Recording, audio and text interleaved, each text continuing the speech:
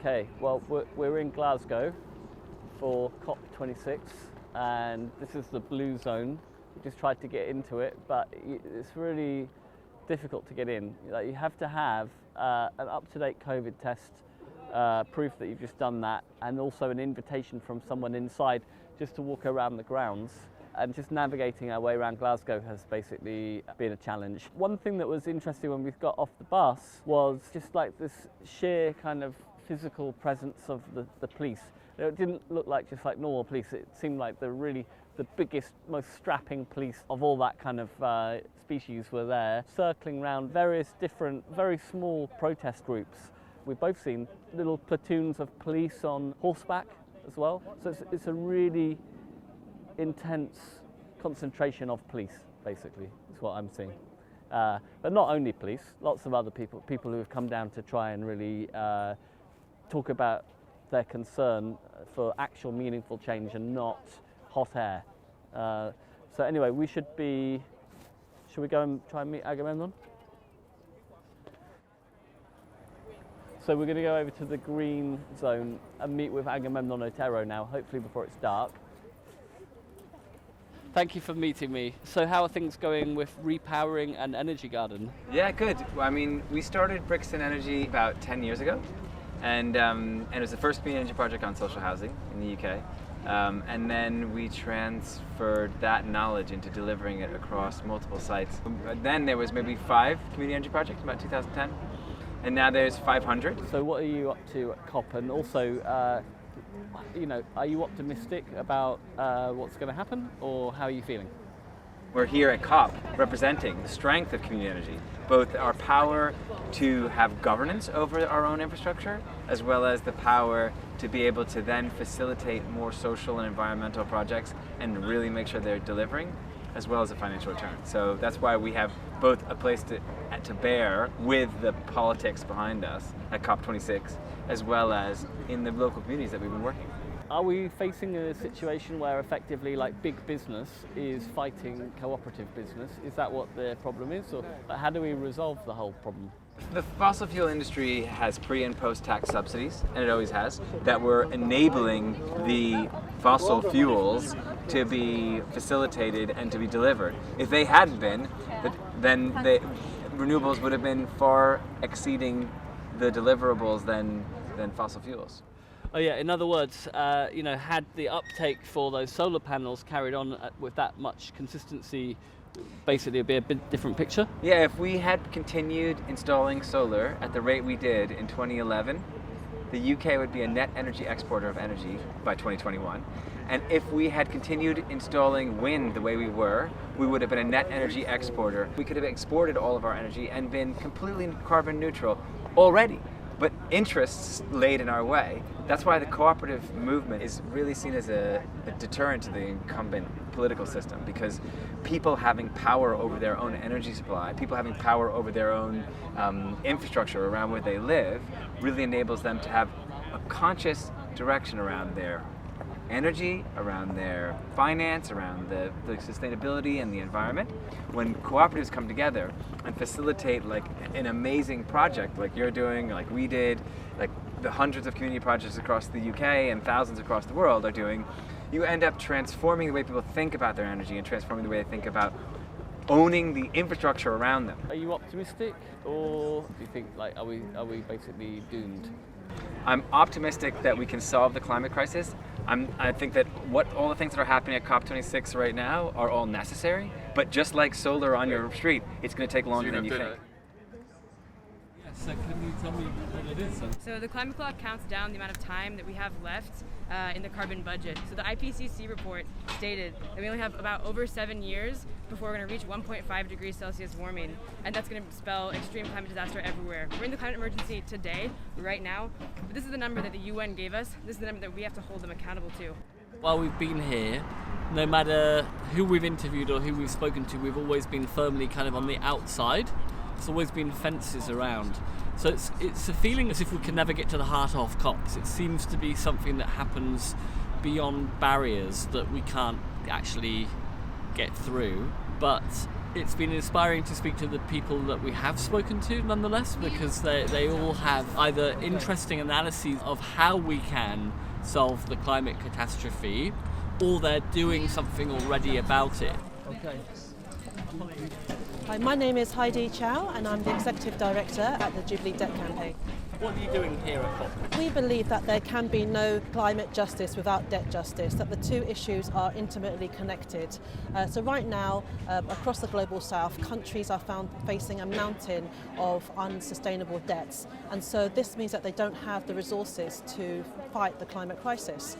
At the moment, lower income countries are paying 5 times more in debt payments than they are on fighting the climate emergency. And not just that, but when the climate disaster hits a lower income country, then they also have to borrow even more money to then pay for the rebuilding and reconstruction for devastation that has been caused by a hurricane, a flood, or a storm. There is a real connection between the two issues. So that's why we need to tackle the debt if we are going to achieve climate justice. Rich countries have recognised this. This is actually a principle that is enshrined in the UN Convention on Climate Change, where historical polluters need to take responsibility for tackling the climate crisis. They pledged over a decade ago to give $100 billion a year in climate finance to the global south. To this day, this promise has never been met, and the finance that has been delivered has been in the form of loans, not grants. They're not actually compensating the global south for their role in creating the crisis, and in fact they're making countries in the global south get into further debt while reaping the income from the interest that they are getting from these loans. So it's a completely unsustainable situation, and at the COP negotiations this is creating even worsening of breakdown of trust, because how can you come to a solution that works for all when in countries in the global south are being so hard done by the global north? And so are you actually in there today? What are you actually doing up at COP then? So we've been doing a number of things at COP. This week we tried to launch a giant inflatable Loch Ness monster. It was an absolute beast. But unfortunately we weren't able to put it onto the water because we were descended on by an army of about 50 police officers who came to seize our Loch Ness debt monster.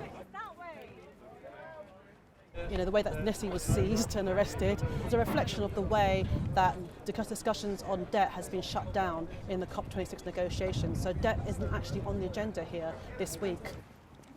The connection between debt and climate are so interconnected that you can't separate them out. What about in Britain? Is there a connection between personal debt and climate change or climate action in Britain? Energy bills are going up, and actually energy debt is becoming an issue for households across the UK. So this is where households are having to being forced to borrow money to pay for energy bills.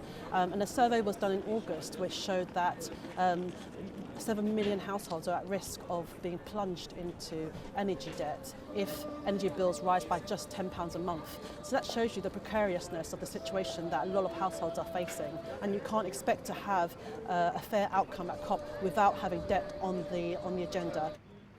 It was good to meet Heidi outside the blue zone of COP just now. It was interesting to hear her thoughts about how these debtor nations, mainly in the global south, are having to pay such high repayments to Wall Street and the city that they're unable to actually rebuild after hurricanes, catastrophes, or actually be able to update their technology in order to be more renewable as well. So that was a good thought.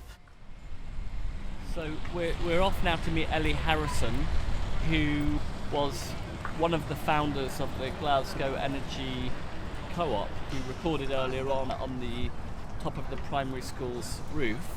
Ellie was so upset that many art exhibitions and installations were being funded by fossil fuels that she set up a renewable community energy project in order to help fund artists and art exhibitions. And it's changed since she first set it up into something, it's morphed into something maybe bigger and different than she possibly expected. But, we wanted to meet her and interview her and, find out what her perspective is on COP. So looking forward to that.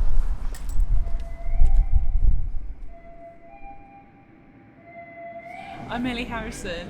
We're at the Brigette in Glasgow. It's an art studio, it's an exhibition space, and there's a project on called The Encampment of Eternal Hope by Walk on Bromwich at the moment.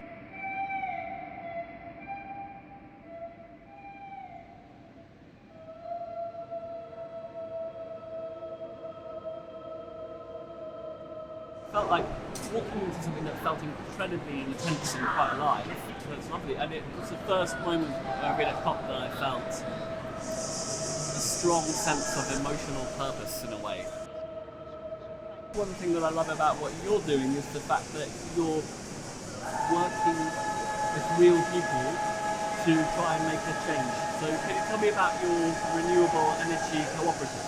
Yeah, so it started life as the Radical Renewable Art and Activism Fund in 2015, and the idea then was to invest in renewable energy technology and to use the profits to create a funding stream for radical art and activism. So it aimed to be an alternative to corporate sponsorship by oil companies particularly, who are infiltrating the art world, of course compromising the sort of art that can be made. So that was the idea back in 2015, and we got funding to do a project called Glasgow Community Energy, and eventually we got there and ended up with 2 installations of solar panels on 2 school roofs. Describe those moments when it went in. Were you there? Yeah, we went on to visit. It was just amazing. So we went up there, a beautiful sunny day, and we saw the panels, and that was a very happy day. Very happy, wonderful. Let's do this. Covered it. Now let's get back down that ladder without falling off. Absolutely, yeah. Absolutely. Overall, it's been great to come up here because it kind of connects what we're doing in Walthamstow with the much wider problem and story, and we're beginning to connect with more people and more communities who are also turning towards themselves as the great response to the problems, and they're saying, well, we'll resolve this within our communities and from the grassroots out. I think COP itself is a feeling of top-down power exists beyond the barricade, and there are people doing all sorts of signing agreements and all the rest of it.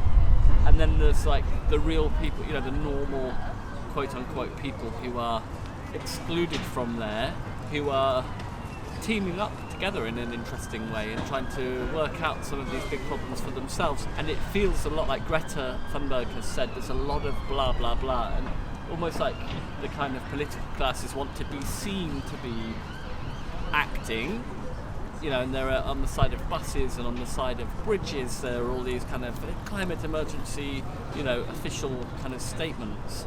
And yet the police presence here at COP has been so intense that it feels as if what they're really saying, or what they're really inferring is that we'll deal with the problem, we don't want you here, as if democracy is not required or really desired here.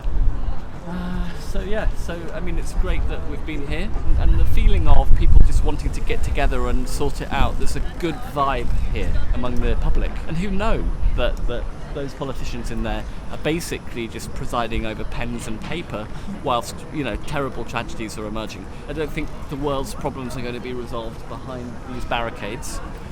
I think we're going to have to do that in our communities for ourselves, and so the story carries on.